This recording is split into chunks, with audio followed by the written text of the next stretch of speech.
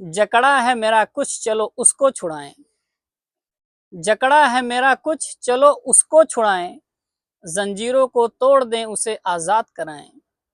مغرب کے غلاموں کے اسیروں نہ ڈرو تم، اب توڑ دو کاسا اے فقیروں نہ ڈرو تم۔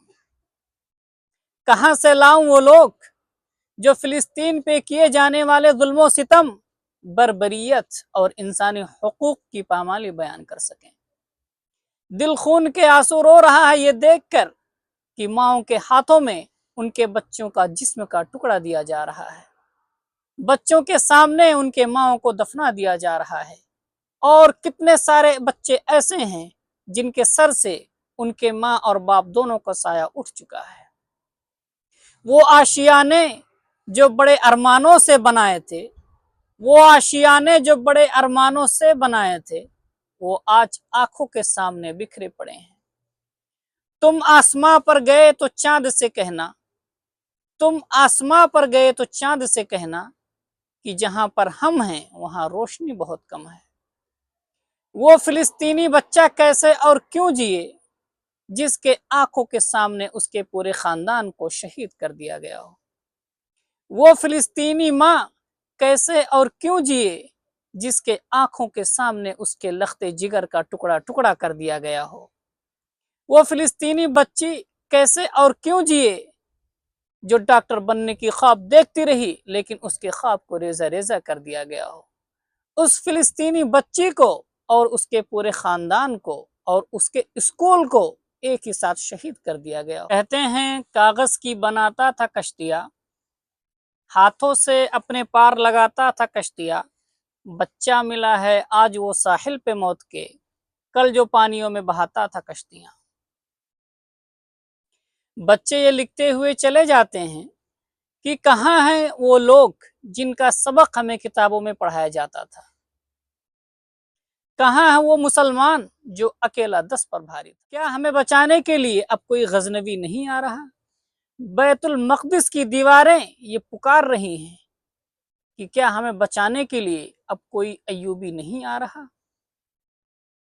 غیرت کا جنازہ اٹھ چکا ہے، اب کوئی پکارو صلاح الدین ایوبی کو، مگر افسوس ہے کہ ہم بھول چکے ہیں فدائے بدر پیدا کر فرشتے تیری نصرت کو، فدائے بدر پیدا کر فرشتے تیری نصرت کو، اتر سکتے ہیں گردوں سے قطار اندر قطار اب بھی۔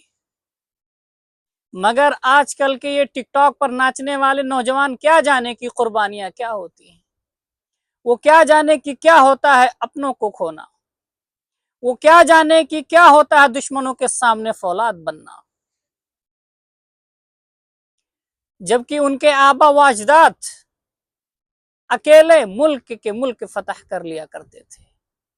جیسا کہ علامہ اقبال لکھتے ہیں، کوئی اندازہ کر سکتا ہے ان کے زور بازو کا، کوئی اندازہ کر سکتا ہے ان کے زور بازو کا، نگاہ مرد مومن سے بدل جاتی ہیں تقدیریں۔ میں آپ لوگوں سے یہ پوچھنا چاہتا ہوں کہ آپ نے ابھی تک ان فلسطینیوں کے لیے کیا کیا؟ کیا آپ نے اسرائیلی پروڈکٹ کو بائیکاٹ کر دیا؟ کیا آپ کا ضمیر گوارا کرتا ہے کہ آپ کے دیے ہوئے پیسوں سے ان معصوم بچوں کی لاشیں بچھا دی جائیں؟ کیا آپ کا ضمیر یہ گوارا کرتا ہے کہ آپ کے دیے گئے پیسوں سے پورا فلسطین تباہ و برباد کر دیا جائے؟ کیا آپ کا ضمیر یہ گوارا کرتا ہے کہ آپ کے دیے ہوئے پیسوں سے فلسطینی بچوں کو قتل کرنے کے لیے گولہ اور بارود خریدا جائے؟ اگر نہیں تو اللہ کے واسطے اسرائیلی پروڈکٹ کو بائیکاٹ کریں۔